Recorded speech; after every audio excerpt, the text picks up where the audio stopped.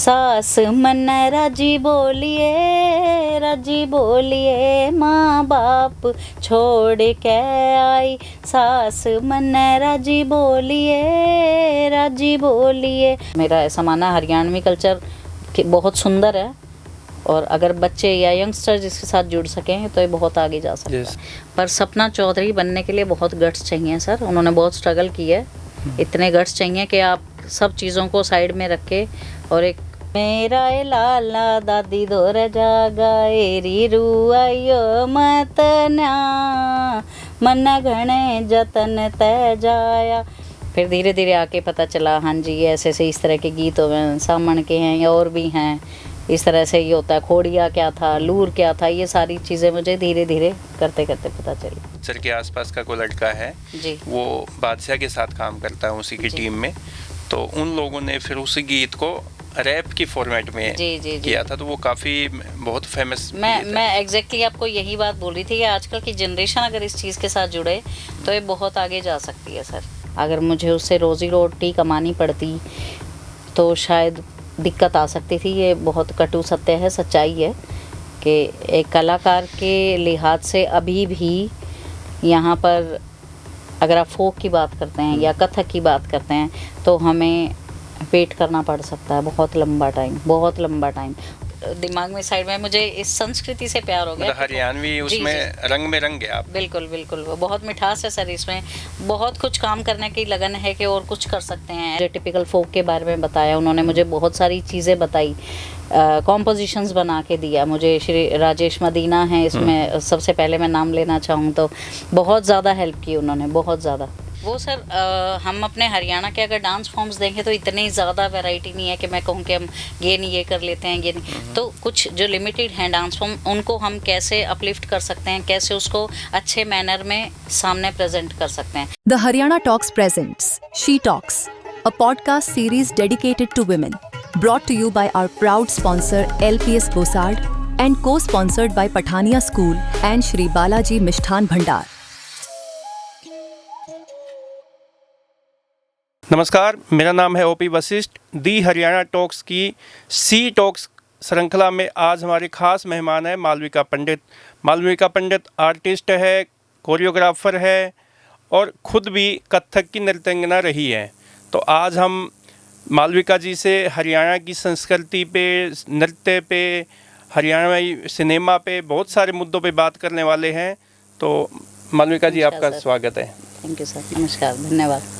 अच्छा मैडम, ये बताओ कि आप कैसे इसमें ये जो कथक है, कथक तो बहुत ही अपने हरियाणा में तो कोई कथक को ज़्यादा सा समझता नहीं, जानता ही, तो आपने कथक ही क्यों चुना?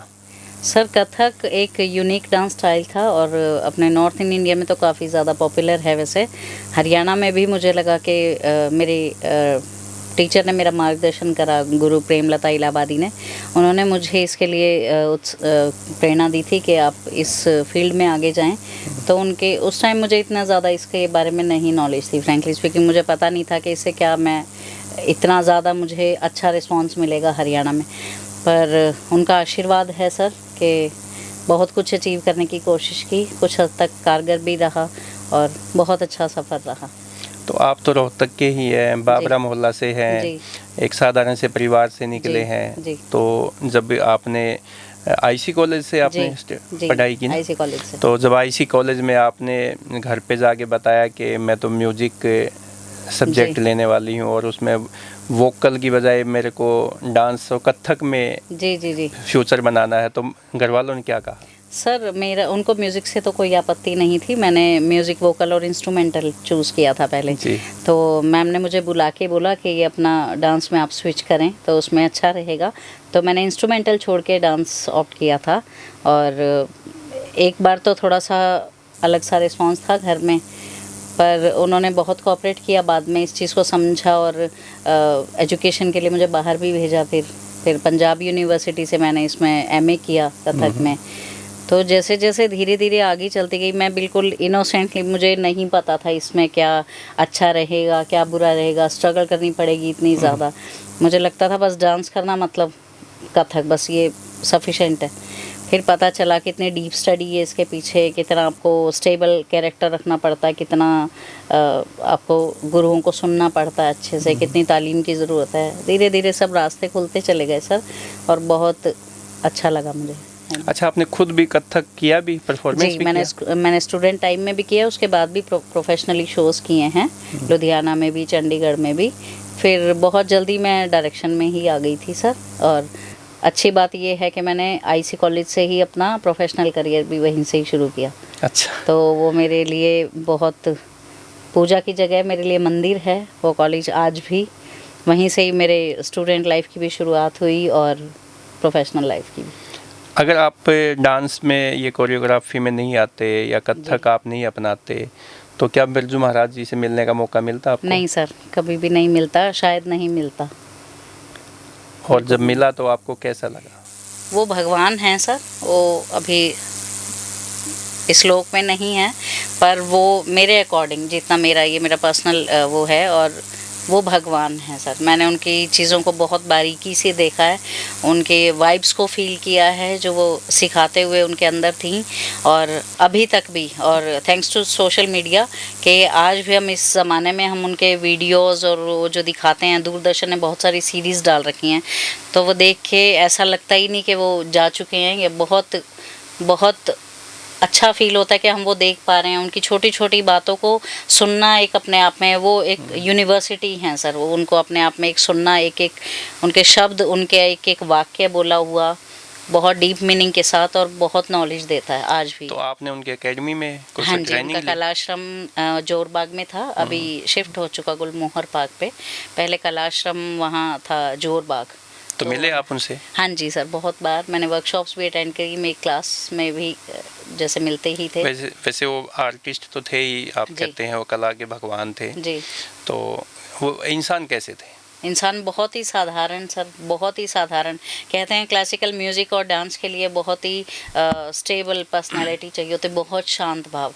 तो म्यूज़िक का जो, अगर म्यूज़िक मैं कहूँ कि प्रैक्टिकली किसी को अगर मूर्त के रूप में देखा जाए साक्षात, तो उनकी मैंने सादगी और बहुत सिंप्लिसिटी वो उनके अंदर देखी मैंने। तो उसके बाद जैसे आप डायरेक्शन में आए जी, तो डायरेक्शन में आए तो जैसे आपने अपना जो एक नृत्य का एक जो चुना था स्टार्टिंग में, उसके बाद डायरेक्शन में आप आए तो फिर आपने यहाँ पे कैसे फ्यूचर बना पाए? क्या क्या आपको चुनौतियाँ सामने आई? चुनौती बहुत सारी थी सर। मेरा स्टूडेंट लाइफ एक अलग ही थी, और जब मैं प्रोफेशनली इस फील्ड में आई तो पता चला कि बहुत ज़्यादा चुनौती थी। जितना मैंने सिंपल सोचा था उतना नहीं रहने वाला था, बीइंग अ लेडी भी, और कैसे मैं उस चीज़ को एग्जीक्यूट कर पाऊँगी, कैसे सिखा पाऊँगी, क्या क्या मुझे प्रॉब्लम्स आएंगी। धीरे धीरे मैंने शुरुआत की आईसी कॉलेज से, एक ग्रुप बनाया गर्ल्स का, बच्चों का, लड़कियों का ग्रुप बनाया था, और धीरे धीरे हमने परफॉर्मेंसेस शुरू की, मिनिस्ट्री ऑफ कल्चर की, हरियाणा गवर्नमेंट की। धीरे धीरे चुनौती आई, पता चला जैसे बच्चों के पेरेंट्स को भी कन्विंस करना है आपको। फिर पता चला आपका भी बड़ा सटल कैरेक्टर चाहिए, जिससे कि जो भी अपने परिवार से जिन लड़कियों को भेज रहे हैं तो उनको 1% भी सोचने का कुछ ना हो कि मैं किसके साथ भेज रहा हूँ या मैं किसके साथ भेज रही हूँ, या मैं किसी भी तरह से उनके ऊपर कोई क्वेश्चन मार्क ना लगे कि बच्चे अगर जा रहे हैं तो वो आंख बंद करके विश्वास कर सकें कि जिसके हाथों में जा रहे हैं या जिसके साथ जा रहे हैं तो वो बच्चा सेफ़ रहेगा या अच्छे एनवायरनमेंट में रहेगा। इस चीज़ का मैंने स्पेशली ध्यान रखा अपनी पूरी जर्नी में। टिल डेट में इस चीज़ का ध्यान रखती हूँ कि बच्चों को कोई प्रॉब्लम ना हो, उनकी अर्निंग भी हो सके थोड़ा, ताकि वो किसी अच्छे करियर में जा सकें, थोड़ा अर्निंग भी हो, उनको माहौल भी दिखे कि कैसा रह सकता है। तो वो सारी चीज़ों का मैं अभी तक ध्यान रखती हूँ। तो आपको जब जैसे फर्स्ट टाइम में एक टीम बनाने का मौका मिला होगा, फर्स्ट टाइम, अब तो आपके बच्चे हैं वो आरडी तक भी गए हैं और बहुत जगह पे उन्होंने परफॉर्मेंस दिया, लेकिन जब आपने पहला ग्रुप बनाया तो वो कैसा बने, कैसे बना और क्या क्या फेस आपने करना पड़ा उसमें? सर ये यूथ फेस्टिवल से शुरू हुआ था। यूथ फेस्टिवल में हमें बुलाते हैं एक परफॉर्मेंसेस के लिए तैयार करने के लिए, जिसमें कि ग्रुप डांसेस भी रहते हैं, कथक भी रहता है, सोलो भी रहता है। उससे धीरे धीरे ग्रुप बना और फिर बहुत ही अच्छा मैं सौभाग्यशाली मानती हूँ अपने आप को कि 1-2 साल के अंदर अंदर हमें नेशनल में जाने का मौका मिला। स्पोर्ट्स डिपार्टमेंट की तरफ से तब होते थे ओपन यूथ फेस्टिवल्स, अभी वो डिपार्टमेंट मर्ज हो गया, तो उसमें हमें नेशनल जाने का मौका मिला। मेरे साथ जो संगत करता थे उनका बहुत ज़्यादा कंट्रीब्यूशन है इसमें। उन्होंने मुझे टिपिकल फोक के बारे में बताया, उन्होंने मुझे बहुत सारी चीज़ें बताई, कॉम्पोजिशंस बना के दिया मुझे। श्री राजेश मदीना हैं इसमें, सबसे पहले मैं नाम लेना चाहूँ तो बहुत ज़्यादा हेल्प की उन्होंने, बहुत ज़्यादा। तो उनकी तरफ से मैं करना शुरू किया हमने धीरे धीरे।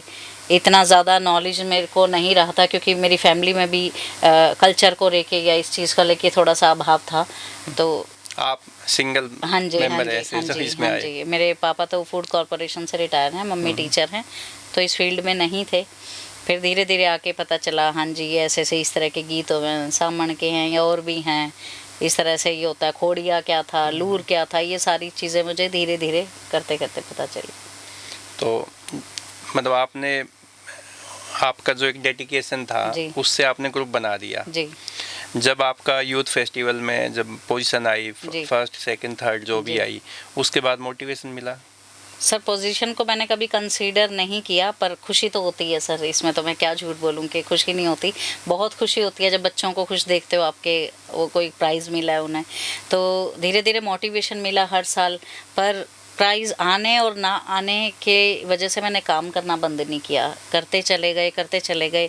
बहुत सारा डाउनफॉल भी आया बीच में कि बिल्कुल ही अप्रिशिएट नहीं हो रही हैं चीज़ें। मेरी जो ट्रेनिंग थी नृत्य की वो मेरे बहुत काम आई फोक में, क्योंकि उसको मैं उसका सेंस समझ पाई, उसकी एस्थेटिक सेंस समझ पाई कि हमें कैसा प्रेजेंट करना है। सपोज़ खोड़िया की ही मैं बात करूँगी, बहुत लोग इसको बोलते हैं कि ये प्रेजेंटेबल डांस फॉर्म नहीं है, या फिर घर ओरिजिनल जो खोड़िया है वो अच्छा नहीं मानते हैं, उसको ये मानते हैं थोड़ा सा वल्गरिटी है। जी, जी, और जी। उसको देखना पसंद नहीं करते, जी। क्योंकि गाँव में जब बारात चली जाती है, जेंट्स जी। चले जाते हैं, तो महिलाएं बाद में जी, जी, जी, वो जी। एक पूरा डांस करती जी, है, जी। इंजॉय करती है। जी तो लेकिन उसमें वो पुरुषों का भी आना उसमें बैन ही होता है। जी जी वो सर हम अपने हरियाणा के अगर डांस फॉर्म्स देखें तो इतनी ज़्यादा वैरायटी नहीं है कि मैं कहूँ कि हम ये नहीं ये कर लेते हैं, ये नहीं। तो कुछ जो लिमिटेड हैं डांस फॉर्म, उनको हम कैसे अपलिफ्ट कर सकते हैं, कैसे उसको अच्छे मैनर में सामने प्रेजेंट कर सकते हैं, उस पर मैंने खोड़िया पे विशेषतः काम किया है कि खोड़िया को मैं प्रेजेंटेबल बना के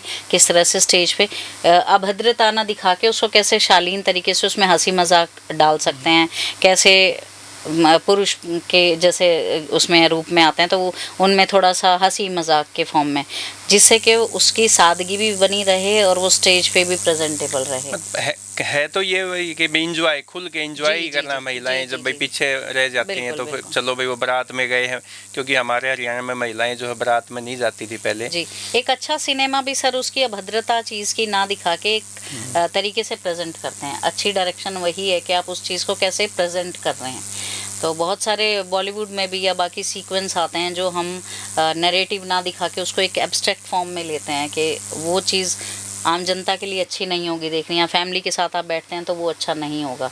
तो उसको हम स्टाइलाइज्ड फॉर्म में, या क्योंकि हम तो कलाकार ही हैं, हमारा काम ही है कि किस तरह से रॉ चीज़ को आप प्रेजेंटेबल बना के दे सकते हैं। तो उस पर मैंने कोशिश किया काम करने की। तो क्या कोरियोग्राफी जो है जी। उससे घर का गुजारा चल सकता है, रोजगार मिल सकता है, मतलब उससे परिवार चल सकता है? सर ये थोड़ा सा, हाँ जी ये है थोड़ा सा इशू। तो बाकी मेरी जॉब ने काफ़ी ज़्यादा हेल्प की इसमें। मैंने बहुत जल्दी जॉब ज्वाइन कर लिया था, तो शायद जॉब की वजह से मैं इसका पॉजिटिव एस्पेक्ट ज़्यादा देख पाई। मैं बिना टेंशन के काम कर पाई उस चीज़ में। अगर मुझे उससे रोज़ी रोटी कमानी पड़ती तो शायद दिक्कत आ सकती थी। ये बहुत कटु सत्य है, सच्चाई है कि एक कलाकार के लिहाज से अभी भी यहाँ पर अगर आप फोक की बात करते हैं या कथक की बात करते हैं तो हमें वेट करना पड़ सकता है बहुत लंबा टाइम, और उतने ज़्यादा अपॉर्चुनिटी नहीं है। जैसे कॉलेजेस में सब्जेक्ट नहीं है, ये फोक का भी नहीं है, कथक का भी नहीं है, आज भी नहीं है। कुरुक्षेत्र यूनिवर्सिटी में है सर, पहले जैसे आईसी कॉलेज में था ऐसे कुरुक्षेत्र यूनिवर्सिटी में है। एक फोक यूनिवर्सिटी गुरुग्राम में है, ज़्यादा नहीं है सर। म्यूज़िक के फिर भी स्कूल टीचर भी हैं, पीजीटीज़ हैं, या कॉलेजेस में भी है। डांस का भी इतना ज़्यादा प्रोफेशनली भी नहीं होते सर, और कॉलेजेस में भी नहीं है। तो जब हमारे इंस्टीट्यूशंस में ये फोक नहीं है जी। तो फिर हरियाणा का जो सिनेमा है, हरियाणा का कल्चर है, उसको आगे बढ़ाया कैसे जा सकता है? सर ये बहुत अच्छा माध्यम हो सकता है अगर हम इसको करिकुलम में लाएं, कॉलेजेस यूनिवर्सिटी में लाएं, चाहे एज एन ऑप्शनल सब्जेक्ट कि आप अपने डिग्री कर रहे हैं या आपकी कोई भी प्रोफेशनल डिग्री है, एमबीए है, कुछ भी एमबीटेक आप कर रहे हैं, तो यूनिवर्सिटी का ये प्रावधान हो कि we can choose one optional subject या कुछ भी आप जिसमें आपको अच्छा लगे। पेंटिंग है, मैं डांस की बात करूँगी, बाकी आर्ट फॉर्म्स की भी करूँगी, कि एक ऑप्शन में हम ले सकते हैं कि आपको ये 1 साल का या 2 साल का आपको ये करना होगा, यूनिवर्सिटी की तरफ से हो, कॉलेजेस की तरफ से हो, तो इसको बहुत ऊंचा कर सकते हैं सर। तो जैसे हमारा ये दादा लक्ष्मी चंद स्टेट यूनिवर्सिटी है, फिल्म एंड टीवी भी है, और इसका फैशन का भी है, और उसका भी है, क्या बोलते हैं इसको, डिजाइनिंग का। हाँ जी। तो क्या इस यूनिवर्सिटी का फ़ायदा नहीं हो रहा है हमारे को? सर ये यूनिवर्सिटी जब आई थी तो ये था सुपवा university, state university of performing arts, तो मेरे को काफ़ी उम्मीद थी कि शायद परफॉर्मिंग आर्ट्स में तो डांस भी आता है और म्यूज़िक भी है, सब कुछ इसका परफॉर्मिंग, फिल्म एंड टीवी भी है, डायरेक्शन भी है। जी। तो थोड़ा सा मुझे बाद में अफसोस हुआ कि यहाँ पर डांस सब्जेक्ट नहीं था। टेक्निक्स या टेक्निकल जितना भी है, डिज़ाइनिंग वगैरह है, उस पर ज़्यादा फोकस है।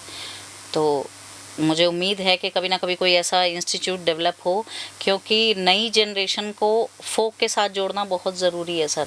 अगर उसको आप डेवलपमेंट उसका चाहते हो या चाहते हो कि वो अपलिफ्ट हो चीज़ या एक सुंदर तरीके से सामने दिखे, क्योंकि फोक हमारा अभी तक भी कुछ कलाकारों तक सीमित है, आम बच्चों तक, या क्योंकि आजकल बच्चे बहुत ज़्यादा चुस्त हैं सर, स्मार्ट बच्चे हैं, तो अगर वो इस चीज़ के साथ जुड़ेंगे तो बहुत अच्छा रहेगा। मेरा ऐसा मानना है हरियाणवी कल्चर बहुत सुंदर है, और अगर बच्चे या यंगस्टर्स इसके साथ जुड़ सकें तो ये बहुत आगे जा सकते हैं। जैसे साउथ का सिनेमा है, पंजाब का सिनेमा है, वो कितना आगे है, और हम लोग अभी वहीं संघर्ष कर रहे हैं।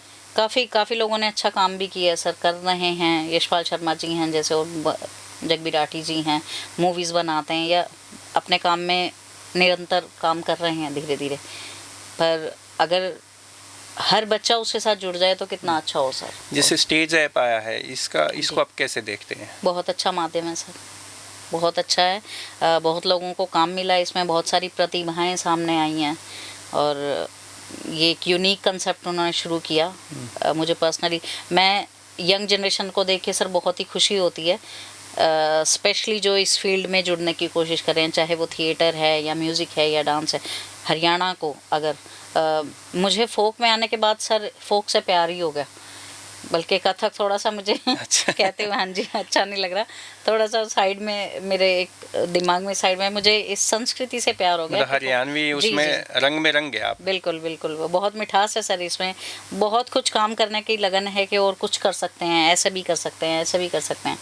तो जितने भी यंगस्टर्स हैं उनको बहुत अच्छे से मार्गदर्शन कर सकती हूँ, या वो जो भी पूछते हैं मैं कोशिश करती हूँ कि मैं उनकी पूरा कर सकूँ उसको। तो आपने जैसे डांस फॉर्मेट में फोक को किन किन विधाओं में, या जैसे आपने खोड़िया की बात की, आपने ब्याह के गीत की बात की, और बहुत सारे हैं, तो ऐसे कौन कौन से हरियाणवी फोक को आपने आगे बढ़ाने की कोशिश की डांस फॉर्मेट में? सर फोक में मैंने कुछ गीतों से भी शुरुआत किया था, और जो एक बिल्कुल ट्रेडिशनल स्टाइल रहता है जिसमें बिल्कुल रॉ फॉर्म में है कि लेडीज़ खुद गाती हैं, खुद ही डांस करती हैं। एक जो अगर हम यूथ फेस्टिवल और स्टेज से हट के अगर बात करें तो टिपिकल जो स्टाइल रहता है वो यही रहता है कि लेडीज़ बैठी हैं घर के आंगन में और हंसी मजाक चल रहा है। उसको भी मैंने 4-5 जगह कोशिश किया, सूरजकुंड में भी और अच्छे स्टेजेस के माध्यम में गवर्नमेंट ने भी साथ दिया कि उसको प्रेजेंट करवाने की कोशिश किया, तो उस पर भी काम किया और वो बहुत अप्रिशिएट भी हुआ सर। तो कोई ऐसे कोई 1-2 गीत आपको याद है कि जो हम अपने दर्शकों को भी बता सकते हैं? बहुत सारे गीत हैं सर, जैसे ये है सास और बहू का है, जैसे सास मन राजी बोलिए माँ बाप छोड़ के आई, सास मन राजी बोलिए माँ बाप छोड़ के आई। फिर सास कहती है बहुए तन राजी बोलूँ ना मेरी धुर तीड़ ना लाई। फिर बहू कह रही है सास मेरे 5 भाई बड़ लेता छोटा सिपाही, सास तेरा लगे डंडे तन ले जा पकड़ सिपाही। इस तरीके की बहुत सारी मीठी तकरार हैं सर, सास और बहू की लगाइए या आपस में देवरानी जेठानी की या सहेलियों की, सखी सहेलियों की, तो बहुत सारी ये ऐसे इस तरीके की छोटी छोटी चीज़ें कोशिश किया मैंने पिरोने की। अभी पिछले 3-4 साल से मैं टिपिकली मतलब स्पेशली खोड़िया पे काम कर रही हूँ। खोड़िया पे हाँ तो जी। खोड़िया का कोई जो आपका सबसे फेमस गीत है वो कौन सा है? खोड़िया का सर सबसे जैसे ये है जो लोगों को झूमने में मजबूर कर देता है। हाँ जी, ऐसे तो बहुत सारे गीत हैं, जैसे पहलम तो पिया दामन सीमा दे, फिर जाइए हो पलटन में, ये गाना हो गया। या फिर हम ये लेते हैं सर जैसे मेरा ए लाला दादी दौर जागा एरी रुआयो मत न्या मन घने जतन तय जाया। इस तरीके की चीज़ हो गई। सामन के गीत हो गए बहुत सारा। सामने के गीत हरियाणा में बहुत सुने जाते हैं। हाँ और जी, बहुत हाँ वो जी, लोग हाँ जी। उनको नानी नानी बुंदिया इस तरीके के हो गए अपने वो ये नानी नानी बूंदिया वाला तो जी। अपने वो ना जनार्दन शर्मा जी हाँ जी, हाँ उनका जी। मैंने पॉडकास्ट किया था। जी, जी, जी। तो उन्होंने भी गा के दिखाया ये। जी जी जी जी उन्होंने जनार्दन सर ने भी और रमाकांता मैम ने भी एक पूरी सीरीज़ निकाली थी सर, जिसमें ये फोक सॉन्ग्स थे और बहुत ही अच्छे बड़े ट्रेडिशनल गा रखे हैं उन्होंने। तो काफ़ी अच्छी उसकी वो सीरीज़ भी काफ़ी, अरिष्ट नाम से शायद MDU ने बनाया था, बहुत पॉपुलर रही थी सर। तो अच्छा, बहुत सीनियर लोगों ने बहुत काम किया सर इस पे। हम लोग तो अभी देख देख के सीख रहे हैं कि कैसे क्या क्या हमें करना है। एक वो बादशाह ने रैप किया है जज्जर का रैया जी, डावला, जी, जी। वो आपने सुना होगा गीत? हाँ जी, वो बचपन का प्यार से मेरे शायद उससे पहले है रैप। वो ऐसा ना कि जज्जर के दौरे गाँव रैया डावला। हाँ जी, हाँ जी। वो बादशाह ने फिर वो हाँ जी, सुना है? हाँ जी सुना है मैंने। मैं थोड़ा रैप वगैरह कम सुनती हूँ। नहीं, वो वहाँ की महिलाओं ने कोई गीत जी। गाया था। जी तो वो यहीं का झज्जर के आसपास का कोई लड़का है, जी वो बादशाह के साथ काम करता है उसी की जी। टीम में। तो उन लोगों ने फिर उसी गीत को रैप की फॉर्मेट में जी जी जी किया था। तो वो काफ़ी बहुत फेमस मैं एग्जैक्टली आपको यही बात बोल रही थी कि आजकल की जनरेशन अगर इस चीज़ के साथ जुड़े तो ये बहुत आगे जा सकती है सर। कितने एक्सपेरिमेंट हो रहे हैं, बाकी कल्चर्स में भी बहुत सारे एक्सपेरिमेंट हो रहे हैं, इस पे भी हो सकते हैं और हो भी रहे हैं। तो थोड़ा क्योंकि आजकल के बच्चों को सोशल मीडिया का प्लेटफॉर्म पता है और बहुत सारी चीज़ें पता हैं, तो वो जुड़ेंगे तो काफ़ी अच्छा रहेगा। अगर जैसे हमारे, क्योंकि जो डांस फॉर्मेट में ना बॉयज़ की बजाय ना गर्ल्स को ही ज़्यादा लोग देखना सुनना पसंद भी करते हैं, और उनमें डांस की विधा जो है ना वो महिलाओं में ज़्यादा विधि है। जी जी जी जी तो अगर हमारी जो लड़कियां हैं जो जिनको आप हाँ जी। तैयार करवाते हैं जी। और सब चीज़ें हैं, तो क्या उनको अगर सही पैसे मिले परफॉर्मेंस पे, या जैसे कंपटीशन होते हैं, यूथ जी। फेस्टिवल होते हैं, या जैसे हमारे सरकार के भी बहुत सारे इवेंट होते हैं, उनमें अगर इन बच्चों को सही मेहनताना मिले तो क्या आप मानते हो कि बहुत जल्दी हम हरियाणा के फोक मेहनताना को? सर ऑलरेडी बहुत अच्छा मिल रहा है। अगर हम गवर्नमेंट की बात करें तो जितने भी प्रोग्राम्स होते हैं उसमें वो अच्छा मेहनताना देते हैं, ऐसी बात नहीं है कि नहीं मिल पा रहा है, अच्छा मिल रहा है सर। और ज़्यादा अगर अपॉर्चुनिटी सामने आएंगी और ज़्यादा प्लेटफॉर्म मिलेंगे तो और अच्छा रहेगा। फुल फ्लेज्ड आप इसको एक करियर के रूप में देख पाएंगे। अभी थोड़ा सा इसमें कमी है कि अगर मैं सोचूं मैं जॉब छोड़ के इसके ऊपर पूरी तरह से फोकस, बहुत बार दिल करता है कि इसको अगर नई दिशा में ले जाना है तो करना चाहिए, पर प्रैक्टिकली अगर आप सोचें तो पैसा भी ज़रूरी है सर, अपने घर के लिए, खुद के लिए, या आपने कोई प्रोडक्शन भी शुरू करना उसके लिए भी पैसा तो ज़रूरी है सर, अनिवार्य होगा इसकी पब्लिसिटी के लिए, हर तरीके से लगता है, तो वो तो ज़रूरी है सर। मालविका जी, जैसे हम देखते हैं कि भाई अभी सूरजकुंड मेला हुआ और भी सरकार के बहुत सारे इवेंट होते हैं, उनमें से ना कुछ कलाकारों की ये मांग रहती है या वो कहते हैं कि भाई इनमें हमारे साथ भेदभाव होता है, इससे आप कितने सहमत हैं? सर इससे मैं काफ़ी मतभेद हैं इस चीज़ के लिए, और मैं एक तरह से आग्रह भी करूंगी, रिक्वेस्ट भी करना चाहूँगी सरकार से। अब कुछ टाइम से काफ़ी ज़्यादा जो हमारे ऑलरेडी समृद्ध हैं कलाकार, या हम कह दें कि वो सोशल मीडिया के जो, या एल्बम आर्टिस्ट, वो भी आर्टिस्ट ही हैं, तो सरकार से उम्मीद है कि वो कला को प्रमोट करे, फोक आर्टिस्ट को प्रमोट करे, या अच्छी चीज़ों को प्रमोट करें। कुछ टाइम से थोड़ा सा मुझे ऐसा लग रहा है कि हम, या सरकार अपनी जगह ठीक है, सरकार के ऊपर तो मैं कुछ खैर वो नहीं करना चाहूँगी। जो भी ऑर्गेनाइजर्स, सरकार तो सबके लिए बराबर है, मंच दे रही है जी। जो ऑर्गेनाइजर्स हैं वो ये सोचते हैं कि हमें क्राउड पुलर चाहिए, हम किसी ऐसे आर्टिस्ट को बुलाएं जो बहुत सारा क्राउड यहाँ पे इकट्ठा कर सके। पर सरकार ही एक ऐसा माध्यम बची है सर, जो आप दूरदर्शन लगा लीजिए, कोई भी ऐसी चीज़ें हैं जहाँ हम लोगों के लिए वो एक ही प्लेटफॉर्म बचा था। आप चाहे संगीत नाटक एकेडमी है, मिनिस्ट्री ऑफ कल्चर है, दूरदर्शन है, आकाशवाणी है, इसके माध्यम से लोक कलाकारों के लिए NZCC है सर, और बहुत सारी ऑर्गेनाइजेशंस हैं जो इस पे काम करते थे। पर पिछले कुछ टाइम से मैंने ये नोटिस किया है कि क्राउड के लिए बहुत सारे ऑर्गेनाइजर्स ध्यान देने लगे कि हम एक ऐसा आर्टिस्ट बुलाते हैं जो लोगों की भीड़ इकट्ठी कर सके। तो भीड़ इकट्ठी तो नहीं होगी सर इसमें, ये तो क्वालिटी के लिए है, क्वालिटी पीपल के लिए, ये क्वालिटी ऑडियंस के लिए। एक टाइम आएगा कि भीड़ भी इकट्ठी होगी, क्योंकि लोग देखेंगे, उनमें क्वालिटी परफॉर्मेंस इस विधा को भीड़ चाहिए ही नहीं, ये क्वालिटी के लिए, ये बहुत लिमिटेड लोगों का एक्सेस में जाता है। अगर आप क्लासिकल को भी देखें, चाहे 10 लोग बैठे हैं पर सुनने वाले हों, कोई भी कलाकार, आप किसी का भी अगर मत रख लेंगे, ये ग्रेसफुल भी है, ये ग्रेसफुल है सर, वो थोड़े ही लोगों में अच्छा लगता है। वो आप उस विधा को आप ख़त्म नहीं कर सकते ये कह के कि ये क्राउड पुलर नहीं है, इसमें भीड़ इकट्ठी नहीं होगी। भीड़ तो सर तमाशा में भी इकट्ठी होती है।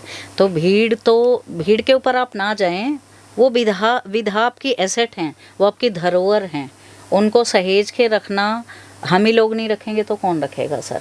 अगर मैं कहूँ कि मैं कुछ ऐसा करती हूँ जिसमें बहुत सारे मेरी रीच बढ़ जाए, फॉलोअर्स बढ़ जाएं, या फिर भीड़ इकट्ठी हो, तो मैं उसकी तरफ कभी भी नहीं जाना चाहूँगी सर।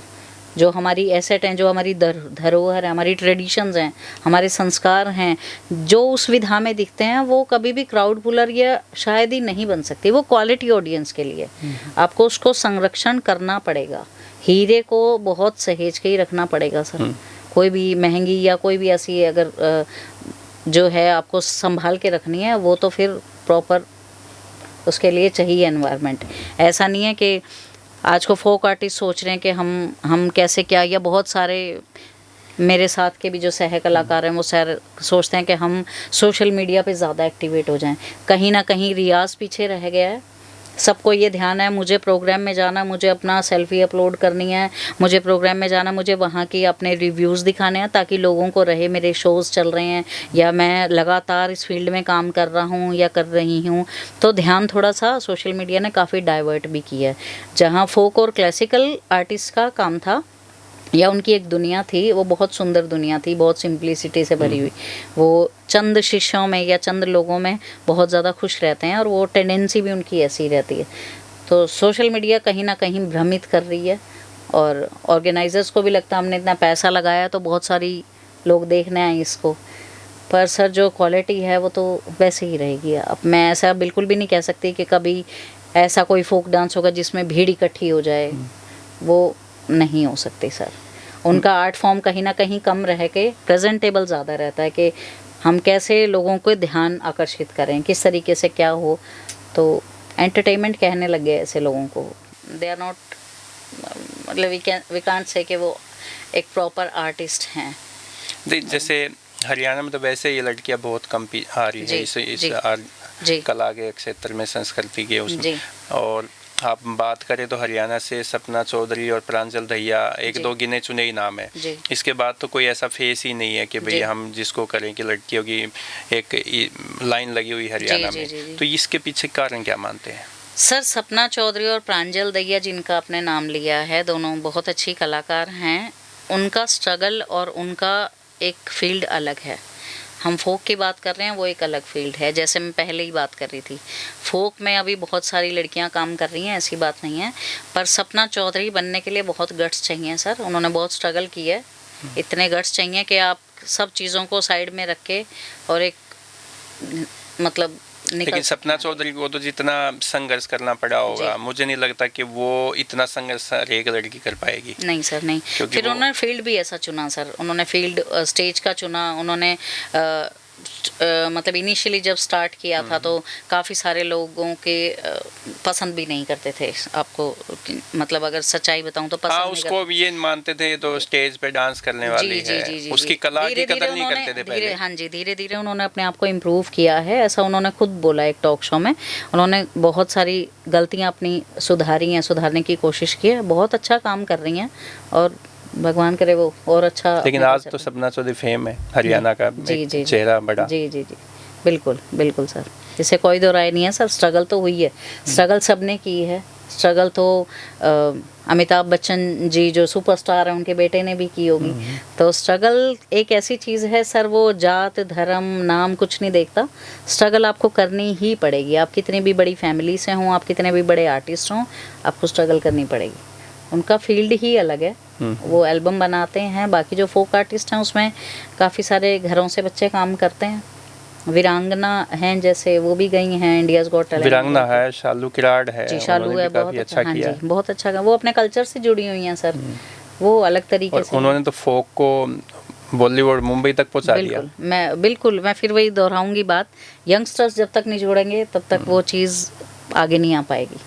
जो दामन पहन के और बिल्कुल बिल्कुल, सबका अपना अपना एरोबिक कर सकते हैं या जिम्नास्टिक कर सकते हैं। बिल्कुल, सबका अपना अपना अंदाज है। मैं किस तरीके से प्रेजेंट करना चाहूँगी, वो कैसे प्रेजेंट करना चाहेंगे, तो उनके मेरी बहुत सारा आशीर्वाद है उनके लिए कि वो और अच्छा करती रहें इस फील्ड में काम।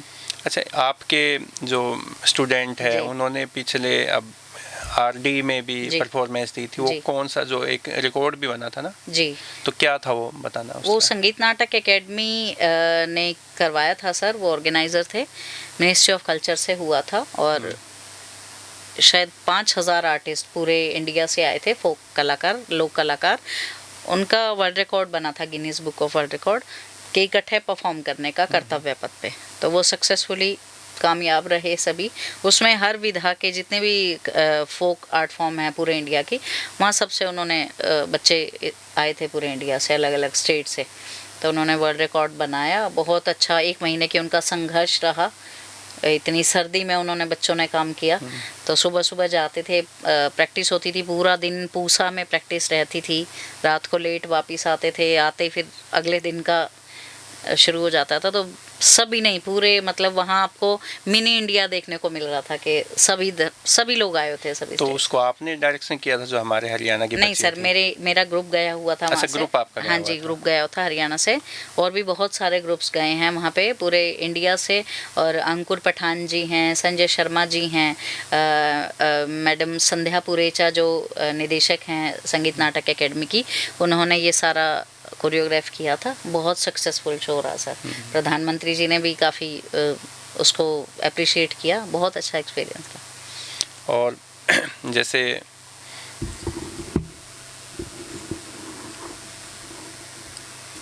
और क्या करें बताओ आप? लड़कियों के लिए सर मैसेज या कैसे ट्रेनिंग मालविका जी, जैसे अभी हमारा हरियाणा स्टेट का एक सॉन्ग भी अभी रिलीज हुआ है, सरकार ने अभी कैबिनेट में पिछले दिनों मोहर लगाई है जी। तो वो आपने डायरेक्शन? हाँ जी, हाँ जी। तो क्या गीत है वो जय जय जय हरियाणा है सर। ये अभी रिलीज़ नहीं हुआ है, इस पर मोहर लगी है और श्री नायब सैनी ने इसके ऊपर मतलब मनोहर लाल खट्टर जी के टाइम में ही शुरू हुआ था इसका प्रावधान। बहुत सारे इसकी प्रविष्टियाँ मंगाई गई थी, बहुत लेखकों ने इसको लिखा। फिर पहले लेखनी इसकी फाइनल हुई, उसके बाद म्यूज़िक पर काम किया, ऐसे आदेश हुए कि म्यूज़िक बनाना है इसका। बहुत गुणी लोगों ने भी म्यूज़िक तैयार किया इसमें, और फाइनली फिर ये एक गीत आया सामने, जय जय जय हरियाणा। सौभाग्यशाली हूँ, मानती हूँ अपने आप को। शायद उतनी ज़्यादा टैलेंटेड नहीं हूँ, जो और भी सीनियर्स ने भी काम किया है उनको नमन है मेरी तरफ से, और बहुत अच्छा काम हुआ इस पर। हमारा सौभाग्य था ये कि मुझे ये मेरी झोली में आना था, तो बहुत ही अच्छी है, बहुत बड़ी अचीवमेंट। और अपने एरिया के लिए अगर कर पाए, अपने हरियाणा के लिए, मेरा बहुत ज़्यादा सपना रहता है बहुत बड़ा कि कुछ हरियाणा के लिए कुछ, मैं तो क्या कर स्पेशल पाना किया है, जाए। मैंने तो नहीं करना, वो ऐसा हरियाणा की संस्कृति मुझे ऐसा मौका दे के कुछ कर पाऊँ। तो ये किया, और जय जय जय हरियाणा इसके बोल हैं। तो इस पे कुछ डिस्प्यूट भी हुआ था, वो क्या था? कुछ लोगों ने ये कहा था कि ये मेरा गीत है, जी, किसी जी, ने जी। कहा कि ये मेरा उसका गीत है, मतलब ऐसा कुछ आया था, पीछे विवाद हुआ था, जी, वो जी। क्या मामला था? डिस्प्यूट सर हुआ था कि इसके लेखन पे हुआ था, और 3 से 4 लोगों ने इस पे किया कि ये हमारा गीत है या बना हुआ है। उसमें वो सारा सर सरकारी बिल्कुल ट्रांसपेरेंट वो रहा है प्रोसीजर। उसमें पहले मंगाई गई थी प्रविष्टियाँ कि आप हरियाणा पे 1 लाख रुपए उन्होंने नगद इनाम रखा था उस पे, कि जिसका भी सेलेक्ट होगा। फिर जो कमेटी सरकार ने बनाई, उस कमेटी ने बोला कि उन्होंने गाइडलाइंस दी कि आप दोबारा इसे न्यूज़पेपर में निकालिए पर्टिकुलर गाइडलाइंस से, कि ये गाइडलाइंस हैं, आपको ये कंटेंट इसमें चाहिए कि जिसमें खिलाड़ियों का जिक्र है, अपने कुरुक्षेत्र का है, या और भी बहुत सारी गाइडलाइंस दी गई थी कि इनको फॉलो करते हुए दोबारा से लिखिए। तो जो आए हैं ऑब्जेक्शंस, वो काफ़ी हद तक तो पहले वाले जो आई हैं सबकी एंट्री उनमें से थे। शायद या तो उन्होंने दोबारा उसको देखा नहीं कि दोबारा न्यूज़पेपर में निकला है कि हमें दोबारा इसको फिल करना, तो वो सारा थ्रू प्रॉपर चैनल और पूरे पारदर्शिता के साथ गया है। उसमें किसी को 1% भी ऑब्जेक्शन नहीं होना चाहिए, क्योंकि पूरा प्रोसीजर मैंने देखा है सर, मैं मतलब जानती हूँ, और कि कुछ भी ऐसा नहीं है कि सरकार ने कुछ ऐसा पर्सनल उससे काम किया हो, ऐसा कुछ भी नहीं है, बिल्कुल पारदर्शिता के साथ काम हुआ है। तो वो सारी उनके जो उन्होंने शिकायतें की थी वो सभी बैठ के सुनी गई हैं, जो कमेटी बनी है, और वो कुछ उसमें तथ्य निकले नहीं सर सार्थक। तो जैसे अब तो टीवी पे बहुत सारे डांस रियलिटी शोज आ रहे जी। हैं, तो और बहुत सारे देश के कोरियोग्राफर भी काम जी। कर रहे हैं, बहुत सारे आर्टिस्ट भी निकल के सामने आए, जी। तो कभी आपके मन में नहीं आया कि मैं मुंबई चली जाऊँ? सर मैं ये जितना मेरा जो थी जाने की बाहर लालसा थी, ये तब से पहले थी जब मैंने फोक में काम नहीं किया। यहाँ आने के बाद मेरे को पता नहीं क्यों इतना जुड़ाव हो गया इस संस्कृति से, बहुत ही अच्छा लगा कि मुझे यहीं रहते हुए कुछ करना है। मैं जो भी बन पाऊँगी यहीं रहते हुए बनना चाहूँगी सर। मैं कहीं नहीं जाना चाहती अभी कि मैं बॉलीवुड में जाऊँ या ये वहाँ पे मेरे को मेरी संस्कृति के साथ काम करने का इतना मौका नहीं मिल पाएगा जितना यहाँ। तो यहीं रह के ही कोशिश करूँगी, जितना बन पाई, जितना कोशिश कर पाई, या आगे लड़कियों को प्रोत्साहित कर पाई। तो आप डांस सिखाते भी हो, जी कोरियोग्राफी जैसे जी, करते जी। हो, आप पढ़ाते भी हो, जी। आप स्टेट का गीत भी डायरेक्शन जी, जी। करवाते हो, और आप खुद भी पढ़ते हो। जी। ये एक साथ इतने काम कर कैसे लेते हो? सर ये लगन है, और बहुत ही लोग, मैं नहीं सर, बहुत लोग काम कर रहे हैं। हरियाणा में बहुत सारे आर्टिस्ट हैं जो म्यूज़िक के साथ भी काम कर रहे हैं, पढ़ भी रहे हैं सभी। सिर्फ मैं नहीं हूँ सर, बहुत ऐसे आर्टिस्ट हैं जो अलग अलग जिसको जहाँ पर मतलब they are doing their best, जहाँ भी वो कर सकते हैं। चाहे स्टेज ऐप है, आपने नाम लिया, थिएटर हो गया, बहुत सारे ऐसे आर्टिस्ट को जानती हूँ जो डांस से भी जुड़े हुए हैं, गाते भी बहुत अच्छा हैं, या और भी उनके कुछ प्रोजेक्ट्स चलते रहते हैं, थिएटर भी है जैसे। तो मल्टी टैलेंटेड लोग सर, यहाँ की धरती पे बहुत बहुत कला है, बहुत आर्टिस्ट हैं, और सारे अपनी अपनी तरफ से योगदान सबका चल रहा है सर। तो देश में ऐसे कौन कौन से कोरियोग्राफर जिसको आप यूँ मानते हो कि ये तो इससे अच्छा कोरियोग्राफर तो कोई हो ही नहीं सकता? दोबारा सर एक ही नाम है, पंडित बिरजू महाराज। उनसे ऊपर मुझे नहीं लगता सर किसी ने कला को जिया होगा, या किसी को ऐसा मौका मिला होगा जितना उनके कंसेप्ट क्लियर हैं, उनके विचार सुने। मतलब मैं दंडवत प्रणाम जिसको बोलते हैं उनके मैं करना चाहूँगी। उनसे ऊपर मेरे लिए कोई भी नहीं है सर, कोई भी नहीं है। बहुत अच्छे से उन्होंने कला को जिया, अपनी लाइफ को जिया, बहुत कुछ सिखा गए सर। तो अभी आप पीएचडी कर रहे हो? जी। कहाँ से? बनस्थली से कर रही हूँ सर। सब्जेक्ट क्या है? कथक ही है सर। अच्छा, आप फोक में घुस गए, कथक अब भी निकल नहीं पा रहा? नहीं कथक नहीं है सर। मैं पीएचडी का जो मेरा टॉपिक है वो कोरोना काल से रिलेटेड है। कोरोना में जो ऑनलाइन मैंने कुछ ट्रेनिंग प्रोवाइड किया था, तो उसका इफ़ेक्ट देखा। एक्सपेरिमेंटल स्टडी है कि कितना लोगों के ब्रेन पे या थेरेप्यूटिक ये काम करता है, थेरेपी का काम करता है एक तरह से। कोई भी कला है सर वो थेरेपी का ही काम करता है। हम रिलैक्स हो जाते हैं, या म्यूज़िक में इतनी पावर है जो हमारे इमोशंस को हम रिप्रेजेंट कर सकते हैं और रिलैक्स भी हो जाते हैं, खुश भी होते हैं, दुखी भी हो सकते हैं, रो भी सकते हैं, हंस भी सकते हैं। तो कला में तो बहुत हिम्मत है सर, बहुत स्ट्रॉन्ग है कला। तो उसी का ही कुछ थोड़ा सा मैंने उस स्टडी में लेने की कोशिश किया। जब कोविड में सब कुछ ब्लॉक था, कुछ नहीं था, तो मैंने एक आपकी स्टोरी की थी न्यूज़पेपर में, जिसमें मैंने लिखा था कि डांस थेरेपी से तनाव को दूर करें या ऐसे कोरोना से दूर करें। वो क्या था, इससे क्या क्या हो जाता है डांस से? सर डांस अपने आप में एक बहुत बड़ी आर्ट फॉर्म है। डांस से आप एक कह सकते हैं आपका माइंड हमेशा फ्रेश रहता है।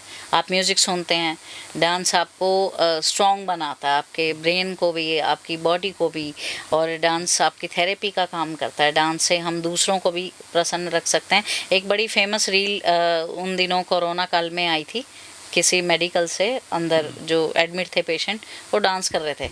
हाँ। तो डांस तो सर अपने आप में ही, आप ये देखिए हम विवाह शादियों में जाते हैं, ढोल बजता है, उसमें अपने आप ही एक जोश आता है, डांस करने का मन करता है। डांस बचपन से ही सर, जन्म से लेके शुरू होता है। छोटे छोटे बच्चे जिनको डांस का कुछ नहीं पता है, वो भी बीट जैसे ही बजती है तो वो हिलते हैं, छोटे छोटे बच्चे। तो डांस देखिए ना, भगवान ने देके ही एक ये कला सबको भेजी है। चाहे हम उसको सार्थक रूप में कर पाएँ, ना भी करते हैं, अगर हम कॉमन भी हैं या हम आम जनता में से हैं, एन्जॉय तो सभी करते हैं सर, चाहे वो देख के हो चाहे करके हो। अगर मैं आर्टिस्ट हूँ तो मुझे वो करके अच्छी चीज़ लगेगी, और अगर मैं जनता में से हूँ तो देखने से इतने, आप ये देखिए यूनिवर्सिटी में और जहाँ भी परफॉर्मेंसेस होते हैं, लोग कितने लोग देखने झूमने लग जाते हैं, झूमने लगते हैं। रिटायर्ड बंदे भी होते हैं, बहुत सारे होते हैं जो घर से स्पेशली आते हैं देखने परफॉर्मेंसेस। तो ये एक तरह की थेरेपी है सर, डांस थेरेपी। आजकल कोर्सेज भी चल रहे हैं इसके, तो पढ़ाई भी चल रही है, इसमें लोगों को सिखाती है जो कैसे कि मेडिकेशन कम करके आप उस थेरेपी का यूज़ करके कैसे, म्यूज़िक थेरेपी भी है, डांस थेरेपी भी है। अच्छा मालविका जी, मैं आज जैसे बहुत ऐसे केसेस देखने को मिलते हैं कि जो लड़कियां हैं जी, और वो वेल सेटल्ड है, अच्छी जॉब में है, या अपने पैरों पे खड़ी हैं, मतलब ये सेल्फ मोटिवेटेड भी है और खुद ही कमाती है। ऐसा नहीं है कि वो जीवन में कहीं उनकी कोई कमी है, लेकिन वो शादी नहीं करवाना चाहती। हाँ जी। तो ये क्या है, आज की ये लड़कियों को कोई डर है क्या, उनकी लिबर्टी छिन जाएगी, या उनको लगता है कि जो मैंने अपनी पढ़ाई लिखाई या जो मैंने अपना करियर बनाया है उस पर ब्रेक लग जाएगा? क्या है ये सर? ये लड़कियों के लिए तो आजकल नहीं रह गया है, कई लड़के भी नहीं करना चाहते। थोड़ी सी, एक तो सभी लोग अपने पर्सनल ग्रोथ के ऊपर ज़्यादा ध्यान देने लगे आजकल, कहीं ना कहीं सही भी है। तो ऐसे में एक ऐसा ही पार्टनर चाहिए होता है सबको जो उसके साथ चल सके। बाकी जिम्मेदारियां तो सर काफ़ी कुछ पीछे छुड़वा देती हैं, ये भी सच्चाई है। जब ज़्यादा जिम्मेदारियां होती है तो हम उतना ज़्यादा अपने काम पे फोकस नहीं कर सकते, क्योंकि महिलाओं की अपनी जिम्मेदारियां रहती हैं, अपने परिवार को लेके, बच्चे भी हैं या फैमिली मेम्बर्स भी हैं, तो उनके लिए काफ़ी जिम्मेदारियां रहेंगी। पुरुषों का शुरू से ही है कि उन्होंने बाहर कमाना है या काम पे फोकस करना है। धीरे धीरे महिलाओं ने भी निकलना शुरू किया, काफ़ी हद तक बात ठीक भी है। तो रिक्वेस्ट भी करूँगी और ये चाहूँगी भी अपने समाज से कि आपका लाइफ पार्टनर जो भी बनना चाहता है या उसका एक एम है, उसको ज़्यादा से ज़्यादा सपोर्ट करने की कोशिश करें। ज़्यादा ऑर्थोडॉक्स ना बने, उनको कोशिश करें कि अगर हम इनको सपोर्ट कर सकें तो अच्छा रहेगा, आने वाली जनरेशन के लिए बहुत अच्छा रहेगा सर। तो लड़कियों के लिए क्या मैसेज देना चाहोगे जो हमारे इस पॉडकास्ट को देख रहे हैं, सुन रहे हैं? लड़कियों के लिए मैसेज देना चाहूँगी, ज़्यादा से ज़्यादा आप कोशिश करें अपने करियर को अचीव करने में, और स्टेबल होने के बाद शादी करें, ताकि आप एक मैच्योर माइंड से उस चीज़ को समझ पाएँ कि मेरे लिए क्या अच्छा है। ज़्यादा शादी टूटने का भी यही कारण है कि हम बहुत अनटाइमली शादी कर लेते हैं, बाद में लगता है नहीं ये मेरे लिए ठीक था, ये नहीं था। तो एक मैच्योर माइंड से करें तो ज़्यादा अच्छा है। और अपने करियर को सबसे ज़्यादा मैं उनको करना चाहूँगी सजेशन कि अपने करियर, आपने जो भी अचीव करना है उसको सार्थक तरीके से करें, पॉजिटिवली करें, उसको आपको रोल मॉडल भी बनना है, आपने अपनी जनरेशन को भी, अपने फैमिली मेम्बर्स को भी कन्विंस करना है, तो आपको बहुत स्ट्रांगली उसमें आगे आना पड़ेगा कि मैं आपके पेरेंट्स सेटिस्फाइड हों कि बच्चा ठीक कर रहा है या वो भटक नहीं रहा है। ऐसे में आपको बहुत सार्थक और बहुत फोकस तरीके से आपको आगे बढ़ना पड़ेगा, और बहुत आपके छोटे भाई बहन भी और आने वाली जनरेशन भी देखेगी कि हाँ ये रोल मॉडल सेट हुआ।